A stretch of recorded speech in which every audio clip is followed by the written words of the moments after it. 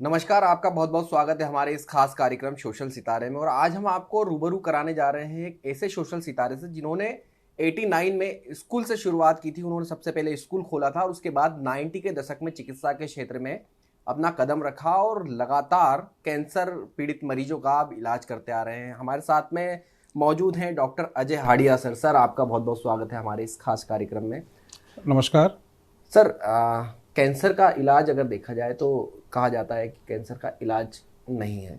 आपने शुरुआत की, कैसे आपने कैंसर का इलाज करने की शुरुआत की और आपके इलाज से आज तक कितने मरीज स्वस्थ होकर गए हैं? मैं बताना चाहूँगा कि हम लोगों ने इलेक्ट्रोपैथी चिकित्सा पद्धति को प्रमोट करते हुए जी। और 1991 में Devi Ahilya electropathy medical college के नाम से हमने एक संस्था स्टार्ट की थी। और इस संस्था के स्टार्ट करने के बाद हमने हमारे यहाँ BMS कोर्स स्टार्ट किया था, bachelor of electric medicine and surgery. और इसके बाद में हमने इस 94 में एक OPD हमने स्टार्ट किया। जी। और OPD के अंदर हम पेशेंट को कुछ समय के लिए एडमिट भी करते थे। तो वहाँ पर हमने देखा कि हमारे पास ऐसे अन्य ड्रेड और क्रॉनिकल डिसीज के हमारे पास बहुत सारे मरीज आते थे, जिसमें कैंसर के मरीज भी आते थे। और हमने उस समय दौरान हमने देखा कि कैंसर का इलाज इलेक्ट्रोपैथी के अंदर बहुत अच्छे हमारे मरीजों को रिजल्ट मिलते रहे हैं। और हमने आगे चलकर हमने फिर 97 में एक और OPD स्टार्ट किया, फिर 98 के अंदर हमने 5 बेड का IPD स्टार्ट किया। और इसके अलावा फिर 2003 के अंदर हमने 100 bedded Devi Ahilya hospital and research centre को हमने शुरुआत की। तो लगातार हमने हमारा रिसर्च हम करते रहे और कैंसर में हमें बहुत अच्छे परिणाम मिलते रहे। और आज मैं कहूँगा कि हमारे पास पूरे देश से और पूरे विश्व से कैंसर के हजारों मरीज हमारे यहाँ पर भर्ती होकर अपना इलाज ले चुके हैं। और हमें, मैं कहूँ कि सफलता के रूप में मैं ये कहना चाहूँगा कि हमारे पास ऐसे जितने भी मरीज आए हैं, ऐसा एक भी मरीज नहीं है जो हमारे ऐसे निराश होकर लौटा हो। क्योंकि कैंसर जब होता है तो बहुत ज़्यादा पेशेंट्स को तकलीफ होती है, पेन होता है। और उस स्टेज में मरीज हमारे पास में आते हैं और मरीज उस पेन से आराम पाते हैं, अन्य उनकी जो तकलीफ़ें हैं उनसे वो आराम पाते हैं।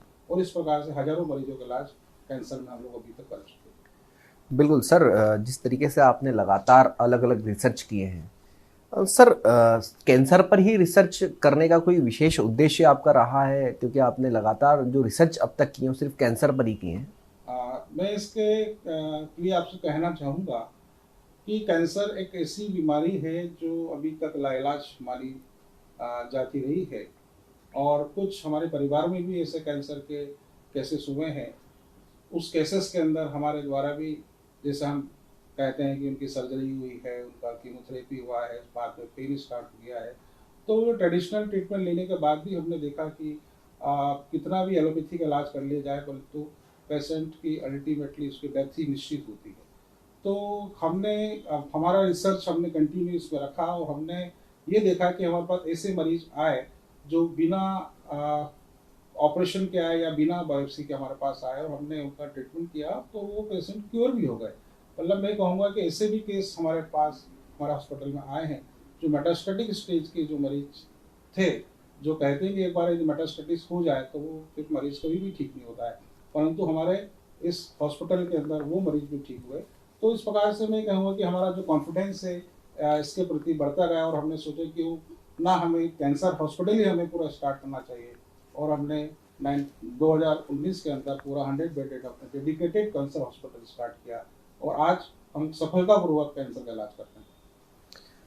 सर, जैसा आपने बताया कि इलेक्ट्रो होम्योपैथी से आप इलाज करते हैं, क्योंकि कैंसर एक ऐसी बीमारी है जिसका जो जनरली इलाज होता है तो या तो उनको कीमो कराना पड़ता है या फिर रेडिएशन की एक समस्या है जो वो सामने आती है। तो आप जो इलाज करते हैं उसमें और इसमें कितना अंतर है और कितनी जल्दी कैंसर का जो पेशेंट है वो आपके वहाँ से ठीक होकर जाता है? देखिए, अभी तक ट्रेडिशनली जो कैंसर का जो इलाज होता है, जब मैं ये कहूँगा कि जब पेशेंट्स को जब कोई तकलीफ होती है किसी प्रकार की, उसको सांस लेने में तकलीफ हो रही है, उसको खांसी आ रही है, या उसको कहीं पाइल्स हो गया है, उसको एसिडिटी हो रही है, लंबे समय तक ये तकलीफें रहती हैं। तो बाद के अंदर उसका जब इन्वेस्टिगेशंस करते हैं तो पता लगा कि उनको कोलोन कैंसर हो गया है, रेक्टल कैंसर हो गया है, इसोफेगस कैंसर हो गया है, या उनको लंग कैंसर हो गया है। तो इस प्रकार के जब डायग्नोस करते हैं तो बायोप्सी ली जाती है। बायोप्सी के बाद एलोपैथी के अंदर उस पेशेंट्स की यदि संभव सर्जरी होती है तो सर्जरी की जाती है, फिर उनका कीमोथेरेपी किया जाता है और रेडिएशन किया जाता है। तो ये पूरा जो इलाज है, ये पूरा इलाज ही बहुत ही तकलीफदायक होता है, बहुत ही पेनफुल होता है। और इसके बाद भी हम देखते हैं कि पेशेंट की लाइफ कुछ ही समय की रहती है, कुछ ही दिनों की या कुछ ही महीनों की रहती है। मतलब वो मरीज अपना लाइफ के साल 2 साल 3 साल भी वो नहीं निकाल पाता है, और वो निकालता भी 2 से 3 साल तो बहुत तकलीफ में निकालता है। तो हमारा जो इलाज है वो बिना कीमोथेरेपी, बिना रेडिएशन, बिना सर्जरी के हम इलाज करते हैं। और हमारे पास जब पेशेंट आता है तो उसको पहले दिन से ही आराम होना स्टार्ट होता है, क्योंकि हम कहते हैं कि हमारी जो मेडिसिन है वो एंटीऑक्सीडेंट है, एंटी इन्फ्लेमेटरी है, एंटी एनाल्जेसिक है, ट्यूमर के साइज को कम करती है, पेन को खत्म करती है, अन्य कॉम्प्लिकेशन को खत्म करती है। तो इस प्रकार हमारा जो ट्रीटमेंट है वो बिना कीमोथेरेपी, बिना रेडिएशन के है, और पेशेंट को हर सभी चीज़ों के अंदर फायदा होता है। जो फायदा मैं कहूँगा कि कीमोथेरेपी से जो फायदा होता है, और साथ में कीमोथेरेपी के बहुत सारे नुकसान होते हैं। इम्यूनिटी कम होती है, पेशेंट्स के बाल चले जाते हैं, वॉमिटिंग होती है, भूख नहीं लगती है, उनका जो प्लेटलेट्स काउंट होता है वो कम हो जाता है, ब्लड जल जाता है। यदि हम रेडिएशन करते हैं तो रेडिएशन के बाद जो ट्यूमर जो वहाँ से निकाला जाता है और वहाँ पर फ्लैप लगाया जाता है, उसको रेडिएशन से वो जल जाता है, और अंदर से जो सेंसरी नर्व्स भी उसके जल जाती है। तो पेशेंट को फिर वहाँ से नेक्रोसिस हो जाता है, पेन हो जाता है, वहाँ से अल्सर फॉर्म हो जाता है। तो उस स्टेज के अंदर मतलब उसका जो ऑपरेशन है वो किसी काम का नहीं रहता है। तो दोबारा से पेशेंट बहुत तकलीफ में होता है, और उस समय हमारे ऑन्कोलॉजिस्ट बोलते हैं कि हम किससे सेवा करें। तो वैसे ही मरीज हमारे पास में आते हैं, और उन सभी मरीजों का हमारे यहाँ जब आते हैं तो उनका जो पस फॉर्मेशन हो रहा है वो ठीक होता है, इन्फेक्शन उनका खत्म होता है, ब्लीडिंग हो रहा था होता है तो ब्लीडिंग को हम बंद करते हैं, और इस प्रकार से पेशेंट का इन्फेक्शन कम होता है तो उसका पेन भी रिलीव हो जाता है, और पेशेंट अपने आप को अच्छा महसूस करता है। बिल्कुल डॉक्टर साहब, देखा गया है आजकल का जो दौर है इसमें पिज़्ज़ा हो, बर्गर हो, इस तरीके की चीज़ें जो युवा ज़्यादा खाते हैं, तो क्या खान पान का जो असर होता है उससे भी कहीं ना कहीं बीमारियां जो है वो शरीर में पनपती नजर आती हैं? हाँ, बिल्कुल आपने सही कहा कि इस समय हमारी जो लाइफस्टाइल है वो लाइफस्टाइल ही हमारी बहुत सारी बीमारियों को बढ़ावा दे रही है। जी। जैसे आपने कहा कि यंगस्टर जो है पिज़्ज़ा है ये खा रहे हैं, तो इसके अंदर ऐसी चीज़ें जो पिज़्ज़ा को बनाने में यूज़ की जाती हैं, ऐसे चीज़ें ली जाती हैं जो शरीर को नुकसान करती हैं, और वो एक पॉइजन का रूप ले लेती हैं। तो ये तो पिज़्ज़ा तो नुकसान कर ही रहा है, साथ के अंदर हम कहेंगे कि ऐसे तेल यूज़ किए जाते हैं जो जिनके अंदर वो बार बार उबाला जाता है तो पॉइजन का रूप लेता है। तो उसके द्वारा जो कचौरी खाई जाती है, समोसे खाए जाते हैं, ये तली हुई चीज़ें हम जो खाते हैं वो भी एक पॉइजन का रूप लेते हैं, वो भी बीमारी पैदा करते हैं। मैं ये कहूँगा कि जनरली जो कॉन्स्टिपेशन हो रहा है या पाइल्स हो रहा है तो ये खान पान के कारण ही हो रहा है, और ये बाद में जाके फिर कैंसर का रूप ले लेता है। डॉक्टर साहब, क्या रूटीन होना चाहिए खाने का? अगर एक स्वस्थ व्यक्ति, अगर उसको स्वस्थ रहना है, युवा हो, बुजुर्ग हो, तो कैसा रूटीन उसको फॉलो करना चाहिए ताकि वो जो है स्वस्थ रह सके और बीमारियों से दूर रहे? देखिए, मैं कहूँगा कि रूटीन तो ये होना चाहिए कि व्यक्ति को हम कहते हैं कि हमें जल्दी सुबह उठना चाहिए, हमें सुबह उठ के एक्सरसाइज करना चाहिए, हमें ऐसा कुछ वर्कआउट करना चाहिए, हमें वॉकिंग करना चाहिए, रनिंग करना चाहिए, और उसके साथ के अंदर हमें सुबह मॉर्निंग हमें फ्रूट्स का, सैलेड का हमें इस्तेमाल करना चाहिए। और हम ये कहेंगे कि हमारा जो खाना है, हमारे खाने में ही पेस्टिसाइड्स आज उपयोग के अंदर किया जा रहा है। हम जो हमारी थाली में जो खाना आ रहा है उसमें पेस्टिसाइड्स के रूप में आ रहा है। हमारा जो भी भोजन है, जो मैं कहूँगा कि हम जो रोटियां खा रहे हैं, वो गेहूँ हम जो ले रहे हैं, वो बिना पेस्टिसाइड्स के पैदा नहीं हो रहा है। हमारे थाली के अंदर जो सब्जियां जो आ रही हैं वो भी बिना पेस्टिसाइड्स के वो भी पैदा नहीं हो रही है। तो ये एक प्रकार के जहर ही हम लोग खा रहे हैं। तो हमें कोशिश हमें करना चाहिए कि उन सब चीज़ों को हम थोड़ा सा गर्म पानी से धो के वॉश करके हम यदि अपना खाना बनाएं तो कुछ चीज़ें तो हम उससे बच सकते हैं। साथ में हमें खाने में ये करना चाहिए कि शाम को हमें जल्दी 8 बजे के पहले खाना खा लेना चाहिए। मैं कहूँगा कि हम यदि रात को 11 बजे सोते हैं तो 3 घंटे पहले हमें खाना खाना चाहिए। तो इस प्रकार से खाने का प्रॉपर डाइजेशन हो जाता है, कॉन्स्टिपेशन नहीं होता है, अन्य चीज़ें नहीं होती है। और यदि अर्ली मॉर्निंग यदि हम 5 और 6 बजे हो जाएँ तो इस प्रकार से हम बहुत सारी चीज़ों से हम सेफ हो सकते हैं। मैं कहूँगा कि ऐसे यदि इस प्रकार से यदि हम जीवन जीते हैं तो हमें डायबिटीज़ है, साथ में गोइंग लाइफ स्टाइल डिसीज, हमारा ब्लड प्रेशर है, उससे भी हम रोक सकते हैं।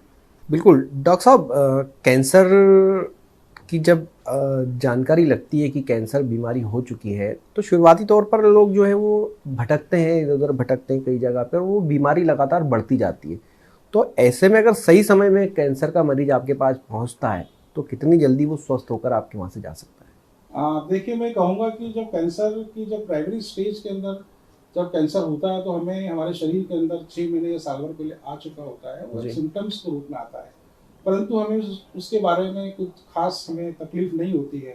परंतु जब तकलीफ होना स्टार्ट होती है और हम अपने डॉक्टर से जब इलाज करने जाते हैं, जहाँ पे एंटीबायोटिक लेने के बाद भी हमें कोई फ़ायदा नहीं होता है, तो हमारे डॉक्टर्स बोलते हैं कि आप हमें CT scan, MRI, sonography, endoscopy कराना चाहिए। और हम जब ये जांचें कराते हैं तो पता लगता है कि कैंसर हो गया है।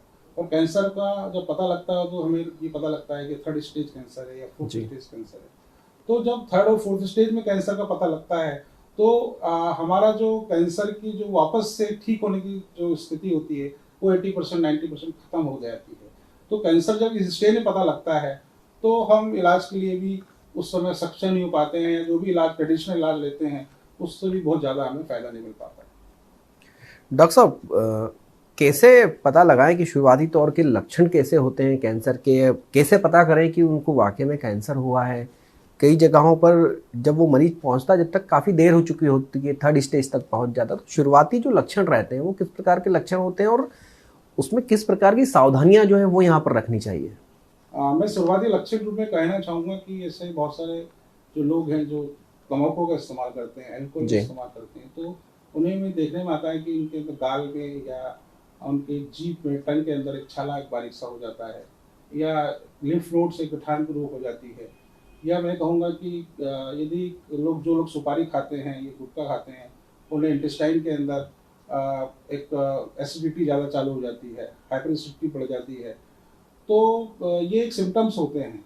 जी। और कई बार वॉमिटिंग हो जाती है, कई बार वॉमिटिंग में ब्लड आ जाता है, अधिक समय तक पाइल्स रहता है, कॉन्स्टिपेशन रहता है, और कहीं हमें ब्लड आ जाता है। तो ये प्राइमरी सिम्टम्स ये होते हैं, परंतु हम इस चीज़ को इग्नोर कर देते हैं और हम सोचते हैं कि हम जांच कराएंगे और ये कैंसर हो गया तो हम क्या करेंगे, तो हम इस डर के बारे में जांच नहीं करते हैं।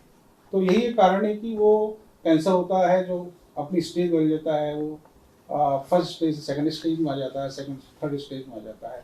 और कैंसर को स्टेज बदलने में ज़्यादा समय नहीं लगता है। कई बार हम देखते हैं कि 15 से 20 दिन में ही 3rd स्टेज और 4th स्टेज में पहुंच जाता है। तो ये बहुत ही एक खतरनाक स्थिति कैंसर में मानी जाती है। सर, क्या लग रहा है सरकार को, क्या वो कड़े कदम उठाना चाहिए जिससे कैंसर की रोकथाम हो, कैंसर के मरीजों की संख्या ना बढ़े? क्योंकि आने वाला समय जिस तरीके से अभी कैंसर के मरीज लगातार हम बढ़ते हुए देख रहे हैं, तो आगे भी संभावनाएं हैं कैंसरों के मरीजों की बढ़ने की। तो इसको रोकने के लिए सरकार को किस प्रकार की मुहिम चलाना चाहिए? क्या वो कड़े कदम है जो उनको सरकार को उठाना चाहिए इसके लिए? देखिए, पहला कदम तो सरकार से यही कहूँगा कि सरकार को ऑर्गेनिक खेती का बढ़ावा देना चाहिए। जी। जिस प्रकार से सरकार आज पेस्टिसाइड्स को, फर्टिलाइजर को, खाद को खरीदने के लिए किसानों की मदद कर रही है और भारी डिस्काउंट उसमें दे के और उनको वो दे रही है, तो सरकार यदि उस पर पेस्टिसाइड्स, जो फर्टिलाइजर, जो खाद है, उसको यदि बंद करके और ऑर्गेनिक खेती पर बढ़ावा दे, जी। और हमारे जो किसान भाई हैं, फार्मर्स हैं, उनको यदि इसके लिए बढ़ावा दे, उसके लिए सब्सिडी दे कि भाई जो किसान यदि कोई गेहूं पैदा करता है, अनाज पैदा करता है, दलहन पैदा करता है, तो उसका अनाज यदि सरकार बोलती है कि इस समय हम बोलते हैं कि सरकार ने रेट तय कर दी है कि हम 25 रुपये क्विंटल हम अनाज लेंगे, तो उसका यदि डबल, यदि 5,000 रुपये क्विंटल यदि इनको लेना स्टार्ट करे, तो निश्चित ही कि यही सब्सिडी इनको मिले तो किसान भी ऑर्गेनिक खेती की ओर जुड़ जाएंगे, और इस प्रकार से हमारे वापस से हमारे खाने के अंदर फिर से स्वच्छ अनाज आ जाएगा और हम स्वस्थ होना स्टार्ट कर देंगे। दूसरी बात ये होगी कि सरकार को अल्कोहल जो है, शराब है, उसको पूर्ण रूप से प्रतिबंध लगाना चाहिए। जी। उसको लिमिटेड प्रतिबंध नहीं लगा सकती तो उसको एक लिमिटेशन लगाना चाहिए। और दूसरा, जो टोबैको है, स्मोकिंग है, इस पे तो 100% प्रतिबंध सरकार को पूर्ण रूप से बंद कर देना चाहिए। और सरकार यदि ऐसा करती है, ऐसा पहले भी सरकार ने किया था, कुछ समय के लिए, परंतु वो बात फिर से स्टार्ट हो गई। तो सरकार यदि ऐसा करती है तो हमारे लाखों युवा, करोड़ों युवा इस बीमारी से बच सकते हैं। बिल्कुल। डॉक्टर साहब, आपके यहाँ पर जो इलेक्ट्रो होम्योपैथी से इलाज होता है, बेसिकली इलेक्ट्रो होम्योपैथी क्या है, कैसे इससे आप उपचार करते हैं? क्योंकि जिस तरीके से कीमो होता है या रेडिएशन जो होता है, उससे हटकर कैसे आपका इलाज है, अगर बात की जाए दोनों इलाजों में अगर हम कंपेयर करें तो? देखिए, देवीवाला हॉस्पिटल अपने यूनिक ट्रीटमेंट के लिए पूरे देश में, पूरे विश्व में जाना जा रहा है। हमारा हमारे यहाँ जो इलाज किया जा रहा है वो इलेक्ट्रो होम्योपैथी हर्बल चिकित्सा पद्धति के द्वारा किया जा रहा है। ये चिकित्सा पद्धति एक पांचवी चिकित्सा पद्धति है। जैसे हम जानते हैं कि एक मॉडर्न चिकित्सा पद्धति, एक एलोपैथी है, आयुर्वेद है, होम्योपैथी है, यूनानी है, और ये पांचवी इलेक्ट्रोपैथी चिकित्सा पद्धति है जो सबसे मॉडर्न है। और हमारी जो चिकित्सा पद्धति है पूर्ण रूप से हर्बल है। इसमें 114 प्लांट्स का एक्सट्रैक्ट निकाला जाता है। ऐसे प्लांट्स लिए गए हैं जो हमारे शरीर के 18 प्रकार के जो न्यूट्रिशंस की हमें आवश्यकता होती है, वो 18 प्रकार के न्यूट्रिशन की कमी को वो पूरा करते हैं। और ये 140 प्लांट्स का हम एक्सट्रैक्ट निकालते हैं। और जैसे इसका नाम है इलेक्ट्रो होम्योपैथी, इलेक्ट्रो का मतलब होता है एनर्जी। जो प्लांट्स एनर्जी सनरेज की उपस्थिति में अपना भोजन बनाते हैं, उन प्लांट्स का हम एक्सट्रैक्ट कोएबिशन मेथड से, फर्मेंटेशन मेथड से उसको निकालते हैं। उसके अल्कलॉइड्स को, केमिकल को हम इतना प्यूरिफाई करते हैं और उसको हम, उसमें से पॉइजन्स निकल जाता है और उसमें केवल एनर्जी रहती है। और होम्योपैथी का मतलब ये है कि हमारे शरीर में ब्लड, लिम्फ, दो वाइटल फ्लूइड है, वो यदि नॉर्मल एनर्जी के साथ शरीर में फ्लो होते हैं तो हमें कोई बीमारी नहीं होती है। तो इनकी इम्प्योरिटीज की वजह से ही शरीर के अंदर बीमारी होती है। तो इसको, ब्लड और लिम्फ को होम्योस्टेटिस कर देना, वो होम्यो जोड़ा गया और पैथी में चिकित्सा पद्धति। तो इस प्रकार से इलेक्ट्रोपैथी चिकित्सा पद्धति द्वारा हमारे द्वारा कैंसर का इलाज किया जा रहा है। और कैंसर के अलावा अन्य जो क्रॉनिक डिसीज होती है, जिसको मैं कहूँगा अस्थमा है, या पैलिएटिव केयर में 5 बीमारियां जो ली हुई है, जो एपिलेप्सी है, हिस्टीरिया है, रेस्पिरेटरी डिसीज जो होती हैं अन्य प्रकार की, लीवर डिसीज होती हैं, गैस्ट्रोइंटेस्टाइनल डिसीज होती हैं, किडनी संबंधित बीमारियां हैं, इन सभी बीमारियों में इलेक्ट्रोपैथी बहुत असरकारक है। और कैंसर का हम जो इलाज करते हैं वो बिना कीमोथेरेपी, बिना रेडिएशन के इलाज करते हैं। हमारी medicine anti inflammatory, anti analgesic और एंटीऑक्सीडेंट होने के कारण ट्यूमर के साइज को कम करती है। हमारी जो मेडिसिन का हम जो 60% 70% एक्सटर्नल एप्लीकेशंस करते हैं, मतलब हम थेरेपी देते हैं हमारे पेशेंट्स को। हम एडमिट जब करते हैं तो हम 3 बार थेरेपी देते हैं, सुबह 8 बजे, फिर 2 बजे, शाम को 8 बजे। और वहाँ पर एक्सटर्नल एप्लीकेशन जो करते हैं कैंसर वाले पार्ट्स पे, तो वहाँ पे एनर्जी का सर्कुलेशन बढ़ता है और पेशेंट्स का पेन होना कम होता है, उसका ट्यूमर का साइज कम होना स्टार्ट होता है। और हम देखते हैं कि 7 दिन में ही पेशेंट्स को 50 to 70 80% तक आराम हो जाता है। डॉक्टर साहब, अगर बात की जाए कैंसर के मरीजों की, तो कितनी संख्या में आपके पास में कैंसर के मरीज जो है वो पहुंचते हैं, और आज तक कितने मरीज आपके यहाँ से स्वस्थ होकर जा चुके हैं? देखिए, हमारे पास कैंसर के मरीज पूरे देश से आ रहे हैं। हमारे पास ऐसा कोई स्टेट नहीं है, हर स्टेट से, हर राज्य से, हमारे पास नॉर्थ ईस्ट से लेकर सभी जगह से मरीज आ रहे हैं, विदेशों से मरीज आ रहे हैं। और जितने भी मरीज आ रहे हैं उसका सक्सेस रेट में कहूँ कि 100% सक्सेस रेट है। ऐसा कोई भी मरीज नहीं है जो हमारे यहाँ जब आता है तो उससे आराम ना मिलता हो। हम कैंसर के अंदर गारंटी हम नहीं देते हैं, परंतु हम अपने हर मरीज को बोलते हैं कि आप जब हमारे यहाँ आएंगे, 7 दिन का हमारा प्रोटोकॉल लेंगे, तो आपको जो भी आपकी कॉम्प्लिकेशंस हैं, आपकी तकलीफ हैं, उसमें 50 to 80% तक आपको आराम मिलेगा। और आगे का प्रोटोकॉल हम बोलते हैं कि 6 से 8 महीने तक हमारी मेडिसिन लेना चाहिए। और हमारा मरीज हमारा इलाज करते हुए 6 से 8 महीने तक सर्वाइव यदि कर लेता है तो आने वाला वो 1.5 साल भी सर्वाइव कर सकता है और 5 साल भी सर्वाइव कर सकता है। और ऐसे भी मरीज हैं जो पूर्ण रूप से 3 महीने के इलाज में ठीक हो गए। इवन लीवर का जो पेशेंट है, जिसको बोलते हैं लीवर डिसीज मेटास्टेटिस, ठीक नहीं होती है, और लीवर कैंसर ठीक हो गया है। लंग्स ट्यूमर जो जिसको होता है लंग्स के कैंसर में कभी मरीज ठीक नहीं होता है, परंतु हमारे यहाँ लंग्स कैंसर के मरीज भी ठीक हुए। डॉक्टर साहब, लंग्स कैंसर हो या ब्रेस्ट कैंसर हो या जो अन्य प्रकार के कैंसर्स होते हैं, ये बीमारी शरीर में घर कर लेती है, तो क्या ध्यान रखा जाए कि इस बीमारी से वो बच सके, कैसा क्या विशेष ध्यान रखना चाहिए इसके लिए? देखिए, ध्यान तो यही मैंने बताया कि हमें शरीर में कोई भी, हमें लगता है कि मैं ये कहूँगा कि हमारे यहाँ ऐसे बहुत सारी जो फीमेल्स हैं जिनको ब्रेस्ट के अंदर कुछ छोटी सी गठान हो जाती है, नोट्स जी। हो जाती है, तो कई बार वो इग्नोर कर देती हैं। जी। तो उन्हें यदि फील होता है ब्रेस्ट के अंदर ही कोई नोट्स है, तो तुरंत उसकी मेमोग्राफी कराना चाहिए, उसका एक्सरे कराना चाहिए, और यदि है तो तुरंत उसका इलाज करना चाहिए। इसके अलावा कहीं भी उनको कोई लीजन लग रहा है, कोई किसी प्रकार का, ऐसी बहुत सारी महिलाएं हैं जिन्हें सर्वाइकल कैंसर होता है, सर्विक्स कैंसर होता है, उन्हें भी मेंसेस इरेगुलर हो रहे हैं, इनको पेन हो रहा है, अन्य चीज़ें हो रही हैं, तो उसका उन्होंने सोनोग्राफी करके, और उनको पता लगता है कि प्राइमरी स्टेज में कोई फॉलिकल्स बन रहा है, कोई सिस्ट बन रहा है, तो उसी प्राइमरी स्टेज में यदि उसका इलाज कर लें तो वो कैंसर होने से बचा जा सकता है। कई बार कैंसर एक बिनाइन ट्यूमर के रूप में शरीर के अंदर आता है, और अधिक समय तक जब वो रहता है तो वो बिनाइन से मैलिग्नेंट हो जाता है और वो कैंसर स्टेज में होता है। बिल्कुल डॉक्टर साहब, लगातार आप रिसर्च करते आ रहे हैं कैंसर पर।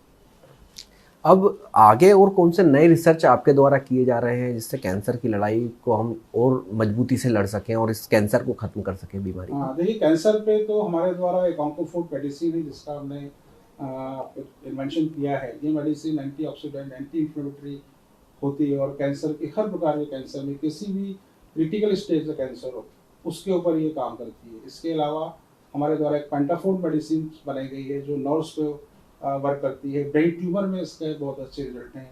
इसके अलावा पेन के अंदर भी इसके बहुत अच्छे रिजल्ट है। एक हमने न्यू 5 फूड मेडिसिन बनाई है, उसमें भी बहुत अच्छे रिजल्ट है। न्यूरोटोन है, उसके अंदर भी बहुत अच्छे रिजल्ट हैं। इसी प्रकार से भी हमारे द्वारा एक और इन्वेंशन किया गया है रिनल डिसीज के ऊपर। ऐसे मरीज जिनका किडनी फेल हो जाता है, क्रिएटिनिन उनका 8, 9, 10 या 12 हो जाता है, और पेशेंट धीरे धीरे डायलिसिस पर चला जाता है। और अभी तक हम ये देखते हैं कि एक बार डायलिसिस पे जाने के बाद में पेशेंट दोबारा से ठीक नहीं होता है, और उसकी बाद में जाके उसका किडनी ट्रांसप्लांट करना होता है। तो हमने ऐसी मेडिसिन का इन्वेंशन किया है जो हमारी मेडिसिन किडनी की हाइपरट्रोफी या एट्रोफी को ठीक करती है, किडनी को रिग्रो करती है। अभी तक हम कहते हैं कि एक बार किडनी डैमेज हो जाती है तो वो रिग्रो नहीं करती है, परंतु हमारा ट्रीटमेंट से किडनी रिग्रो करती है, और पेशेंट वापस से उसका डायलिसिस बंद हो जाता है, उसका ब्लड यूरिया क्रिएटिनिन उसका नॉर्मल हो जाता है, और वो ठीक हो जाता है। तो हमारे द्वारा विशेष रूप से हाइड्रोथेरेपी यूनिट भी हमने ली है, जिसके अंदर हम अपनी मेडिसिन लगाने के बाद में एक्सटर्नल एप्लीकेशन करने के बाद में पेशेंट को हम लगभग 1 घंटे से 2 घंटे तक हम उस हाइड्रोथेरेपी यूनिट के अंदर हम 40 डिग्री टेम्परेचर पे हम बिठाते हैं, और उस पर बिठाने पे हम देखते हैं कि पेशेंट का ब्लड सर्कुलेशन बढ़ता है और उसका सेल्फ डायलिसिस स्टार्ट हो जाता है। जिस प्रकार से डायलिसिस करने के बाद देखते हैं कि उसका 3 से 4 लीटर वहाँ से यूरिन निकलता है, तो इसी प्रकार से हमारे जो पेशेंट है उसका भी सेल्फ डायलिसिस होता है और उसका यूरिन का फ्लो बढ़ जाता है, और कैंसर किडनी का जो मरीज है वो ठीक होना स्टार्ट। डॉक्टर साहब, कैंसर बीमारी में जो दर्द होता है वो असहनीय दर्द होता है, तो इस दर्द से कितनी जल्दी आपके पास आने से छुटकारा मिलता है? क्योंकि जो दर्द जब व्यक्ति को होता है तो कितना दर्द वो महसूस कर पाता होगा, ये आपने लंबा रिसर्च किया, इसमें जाना भी होगा कितना दर्द उस मरीज को होता है, तो कितनी जल्दी वो राहत आपकी दवाइयों से, इलेक्ट्रो होम्योपैथी से पा लेता है कि उसे आराम मिल जाता है? मैं ये कहूँगा कि जो कैंसर का जो दर्द होता है वो जो सबसे 5 टाइप्स ऑफ पेन होते हैं उसमें सबसे टॉप पे इसको लिया जाता है। एक नॉर्मल कहूँ कि किसी भी नॉर्मल व्यक्ति है, किसी को यदि दांत में दर्द हुआ हो, टीथ में यदि दर्द हुआ हो इन्फेक्शन होने की वजह से, तो वहाँ पर हम अपना रूट कैनाल करा लेते हैं, और हम वो उसको हम ठीक हो जाते हैं। तो हमारा जो दर्द होता है 2 दिन 4 दिन 5 दिन बाद इन्फेक्शन खत्म होता है, ठीक हो जाता है। तो जिसने महसूस किया हो कि दांत का दर्द महसूस किया हो, तो वो समझ सकता है कि दांत का दर्द यदि 50% है तो कैंसर का दर्द 100% है। तो कैंसर का जो दर्द जब होता है तो नॉर्मली जो एनाल्जेसिक हम जो पेन किलर हमारे पास मेडिसिन होती है वो काम नहीं करती है, तो उसके लिए मॉर्फिन दी जाती है। तो एलोपैथी के अंदर जब कीमोथेरेपी रेडिएशन हो जाता है और दोबारा से रिकरेंस होता है, तो उस स्टेज के अंदर पेन का कोई इलाज एलोपैथिक नहीं है। तो हमारे जो ऑन्कोलॉजिस्ट है वो कहते हैं कि अब जाके इनकी सेवा करिए, और उस स्टेज में उसको मॉर्फिन पर डाल लेते हैं। पेशेंट 2 घंटे 3 घंटे के अंदर वो मॉर्फिन लेता है, और हम देखते हैं कि ऐसे मरीज आते हैं हमारे यहाँ जो 150 mg या 200 mg तक लेते हैं, और उस स्टेज में मॉर्फिन क्या करता है कि ब्रेन को ब्लॉक कर देता है और पेशेंट नशे में पड़ा होता है, फिर भी उसको दर्द होता रहता है। परंतु हमारे हॉस्पिटल में जब ऐसे मरीज आते हैं तो उनका हम पहले दिन से ही उनकी मॉर्फिन बंद करते हैं। हमारी मेडिसिन का एक्सटर्नल एप्लीकेशन करने से ही वहाँ पे एनर्जी का सर्कुलेशन बढ़ता है, नर्व्स का सर्कुलेशन बढ़ता है, और वहाँ से ऑक्सीजन का सप्लाई स्टार्ट हो जाता है और पेशेंट को पेन से आराम होना स्टार्ट होता है। और जब पेशेंट को दर्द से आराम होता है तो पेशेंट फिर खाने भी लगता है, उससे कॉम्प्लिकेशन भी ठीक होना स्टार्ट होते हैं और दोबारा से मरीज में जीने की तमन्ना हो जाती है कि वो जिएगा। और ऐसे मरीज हैं जो मॉर्फिन वाले मरीज भी हैं जो हमारे यहाँ ट्रीटमेंट लेने के बाद लंबे समय तक उन्होंने अपना जीवन काल जिया है और जी रहे हैं। बिल्कुल डॉक्टर साहब, आपका बहुत बहुत धन्यवाद हमारे साथ जुड़ने के लिए। तो ये थे हमारे साथ में doctor Ajay हाड़िया, Indore Devi Ahilya cancer hospital के संचालक हैं और इलेक्ट्रो होम्योपैथी पद्धति से लगातार कैंसर के मरीजों का यहाँ पर इलाज करते नजर आ रहे हैं और कई मरीजों को अब तक स्वस्थ कर चुके हैं। आज के लिए इतना ही। देखते रहिए न्यूज़ 24 मध्य प्रदेश छत्तीसगढ़।